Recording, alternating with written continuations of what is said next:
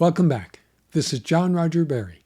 Today I'll be reading a recent blog post from my website at johnrogerberry.com, which I hope you'll find inspiring in your own spiritual life. But first, let's invoke spiritual blessings, that all beings may be filled with divine love, light, peace, and joy. And speaking of joy, today's topic is joy, ecstasy, and bliss.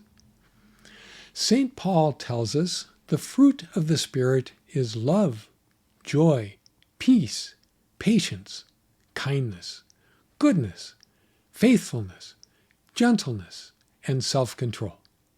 This fruit, singular, of the Spirit encompasses a bundle of spiritual endowments and virtues. Our experiential realization of this varied fruit equates to a wholesale transformation within us that manifests in all physical, mental, and emotional aspects of our lives. The person we were is no longer the same. Our former self has died. The Spirit is born anew within us and flows constantly from us. This change is evident in our character, demeanor, behavior, and our interactions with others. The second component of St. Paul's multifaceted fruit is joy. Joy is an inner state of unruffled happiness. However, joy surpasses the state of happiness, which in itself alternates with sadness and other variable emotional states. A person is anchored in joy when they maintain the same calm, cheerful, emotional composure no matter what happens to them. When I think of religious exemplars of joy, many of the Sufi saints throughout the ages come to mind. This is due to their state of complete surrender to God. They aligned their will to conform to God's will. By no longer swimming against the tide of life's events, so to speak, they no longer have any source of complaint or conflict in their lives. Doesn't this sound great? We can do the same by a simple act of intention. Thy will be done, as Jesus prayed. Thus, by surrendering our stubborn ego to God, we remain in close communion with God at all times, and thereby remain joyful at all times. Nothing but nothing can supplant the sustained joy we feel when we divest ourselves of complaint and conflict, and when we inwardly abide in unbroken contact with God. Ecstasy, on the other hand, differs from joy. Ecstasy is characterized by inner states of rapture, which are often induced by fervent devotional outpourings toward God.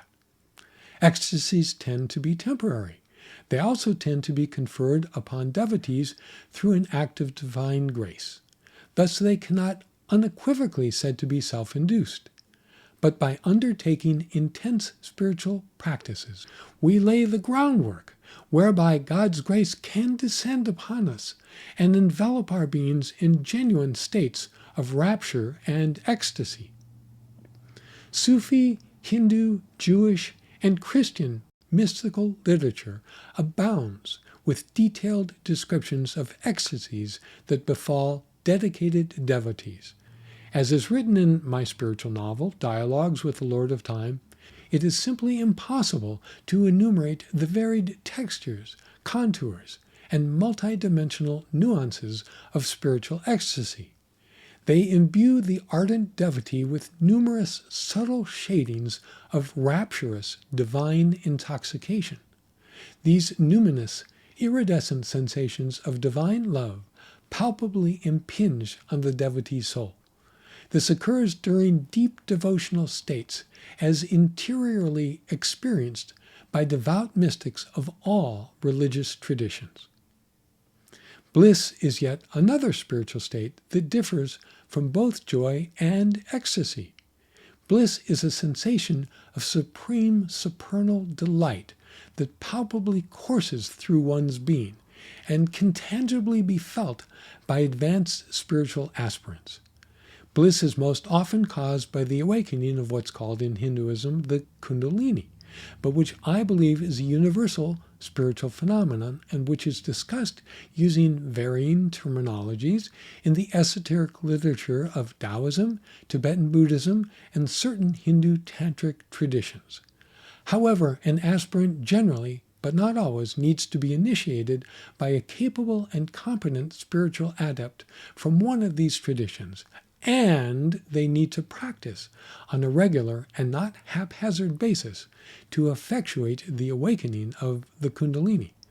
I personally believe that Kundalini is akin to the Holy Spirit in Christianity because this divine presence is so exponentially uplifting, benign, and, I believe, godlike. The topic of Kundalini is also discussed in my spiritual novel. This spiritual energy imparts a distinctive kind of joy and sustained ecstasy, often accompanied by subtle, blissful inner tremblings. These sensations belong to a whole other plane of refinement.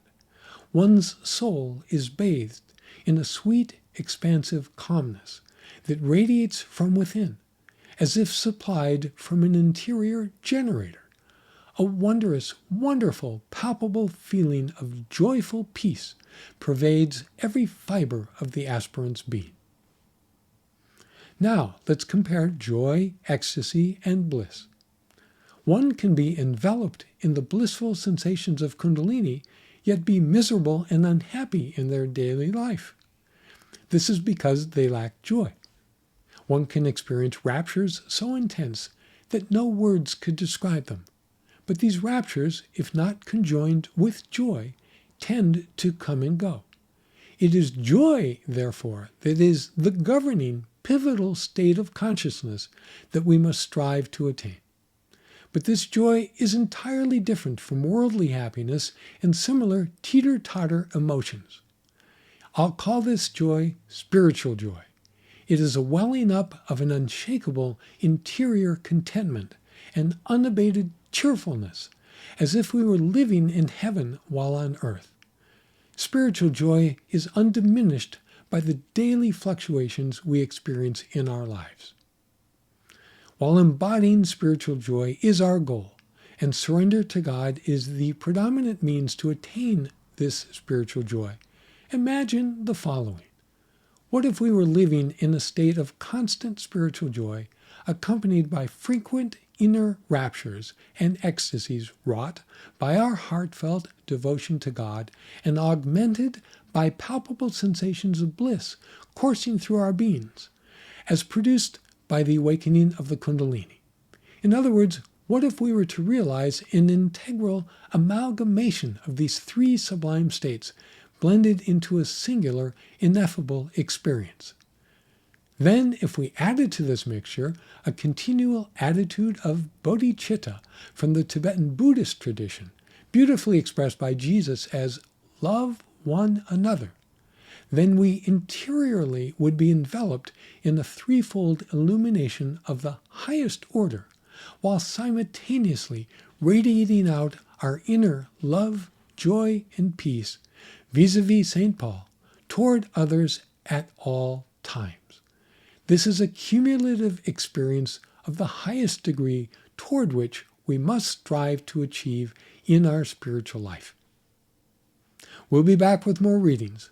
Until next time, be well, keep up your spiritual practices, and always radiate joy.